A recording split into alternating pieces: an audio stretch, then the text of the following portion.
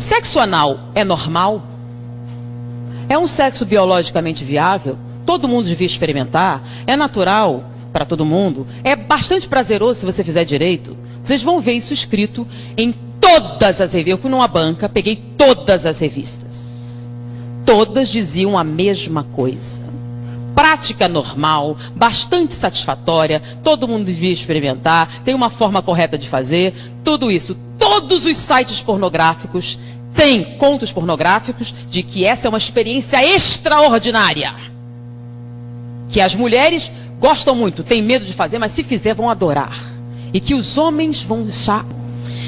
Eu, como disse para vocês, trabalhei durante um tempo numa enfermaria de pacientes terminais do vírus da AIDS. Tá? Era o Hospital Gafreguinli. Naquela enfermaria haviam 20 pacientes. Todos eram homossexuais. E quando a gente termina a clínica médica, a gente tem que fazer uma monografia para a conclusão do curso. E como todos os pacientes tinham AIDS, nós escolhemos a AIDS para escrever. Quais as doenças oportunistas que acontecem com o vírus da AIDS? Naquela época não havia o coquetel, o número de doenças oportunistas era muito maior do que era hoje. Então nós pegamos todos os prontuários dos 20 pacientes e pegamos também 100 prontuários de pacientes anteriores. E fizemos a listagem estatística das doenças. Em primeiro lugar estava endocardite bacteriana. Todos os 120 pacientes que nós escolhemos eram portadores de endocardite bacteriana. Era a colonização das válvulas cardíacas por bactérias. Então nós colocamos, primeiro da lista, endocardite bacteriana. Segundo lugar, aí tinha pneumociscarine, tinha tuberculose, tinha um monte, aí a gente ficou colocando. Quando a gente foi apresentar para o professor, ele pegou assim, peraí, tá errado. Aí ele riscou de bacteriana. Eu fiquei, mas por quê? Todos... Aí eu falei, faça uma... Eu fui lá, todos tinham. Aí eu fui no outra enfermaria. Todos eles tinham endocardite bacteriana. Poxa, todo aidético tem endocardite bacteriana. É uma doença que vem com a AIDS. Aí eu voltei lá. Bom, todo paciente imunodeprimido produz inicialmente endocardite bacteriana. Ele disse, não. Disse, mas todos os nossos pacientes têm. Ele disse, mandou ir noutra enfermaria com pacientes terminais, com câncer e outras doenças degenerativas. Nenhum deles tinha endocardite bacteriana. Todos estavam imunodeprimidos. Eu fui na área imunológica. Nenhum paciente imunodeprimido tinha endocardite bacteriana. Bom, endocardite bacteriana não é uma complicação daqueles imunodeprimidos. Então é o quê?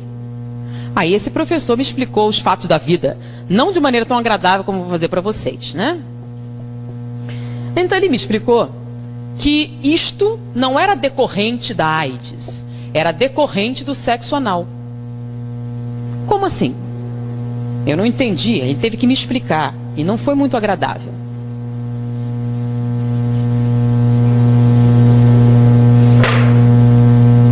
Essa aqui é a vagina feminina, o útero, o ovário.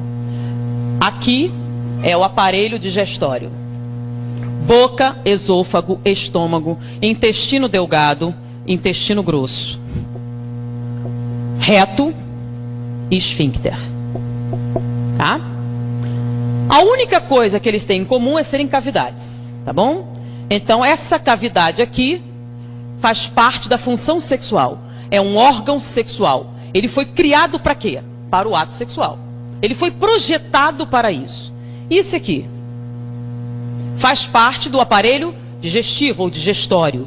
Ele foi projetado com o objetivo de absorção de alimentos. Ele não foi projetado como objeto sexual. Então, quando eu fiz aqui o aumento, o que é que vocês encontraram? 16 camadas celulares, 7 camadas musculares, células caliciformes que produzem muco aquoso. Vamos fazer a mesma coisa aqui. Microscópio, vamos aumentar. Vocês que estão na escola estudando o aparelho, o corpo humano, quantas camadas celulares eu tenho no tubo digestivo? Uma. Células colunares, assim. Uma camada com células ciliares no topo, tecido conjuntivo embaixo, tá? E aqui o plexo esplênico, que são aquelas veias que carregam tudo para a veia cava e distribuem para o coração, tá? Eu tenho células caliciformes também, que produzem muco, mas não produzem muco aquoso, produzem muco seroso, com S. O muco seroso tem por função proteger o tubo digestivo dos ácidos estomacais. Quando você faz autópsia, você tem que usar todo um aparato para que você não tenha queimaduras graves com os ácidos estomacais. Se você enfiar seu braço sem proteção no estômago de um cadáver recente, você vai perdê-lo. As queimaduras serão muito intensas. Porque, lembram que o que acontece com um bife mastigado no estômago? Vira líquido. É ácido. E bife é carne. É um pedaço de bife do seu braço, naquele ácido vai virar líquido. Então os ácidos estomacais são altamente corrosivos.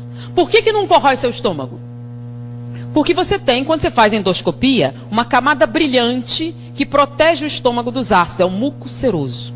O muco seroso, além de proteger dos ácidos, ele aumenta o atrito.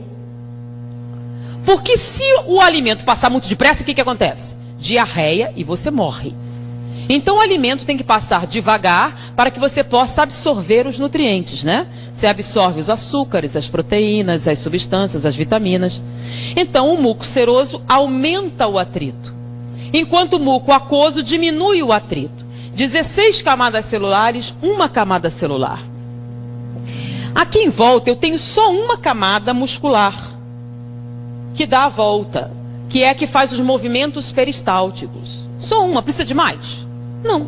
É uma camada que empurra o bolo alimentar ao longo do tubo digestivo. E no final você tem um esfíncter, que é um nervo, que serve o quê? Para reter as fezes.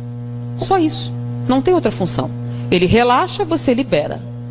Então, quando você compara os dois, tem comparação possível? Não.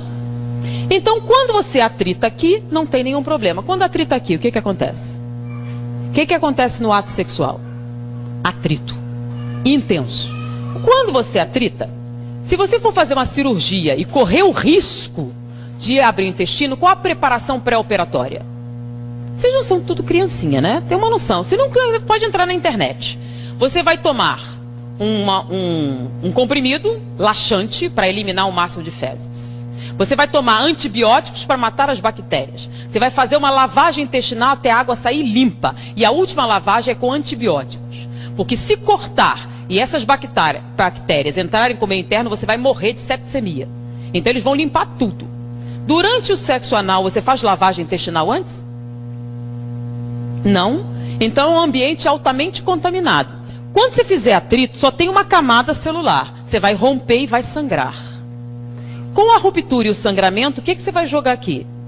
As bactérias presentes nessa luz, que são Escherichia coli, se você tiver sorte.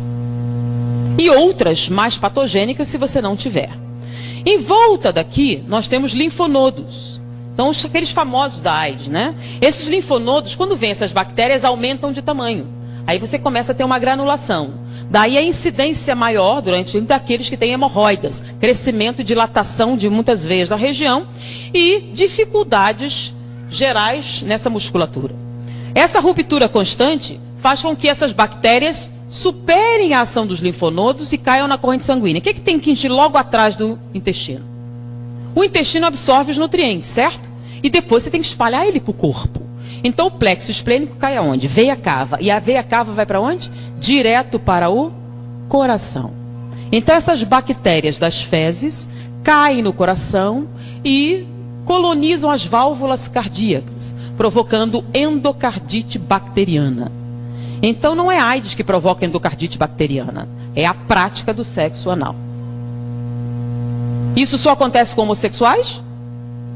Não. Com heterossexuais também, que pratiquem o sexo anal, a probabilidade de endocardite bacteriana se torna proporcionalmente aumentada de acordo com o nível de prática. Além disso, essa lesão constante provoca alteração da morfologia dessas células, provocando displasia. Displasia rima com neoplasia. a incidência de câncer retal na população é de 3 a 4%. Entre os homossexuais chega a 32%. Então há uma relação direta com a prática do sexo anal e com a incidência de câncer retal.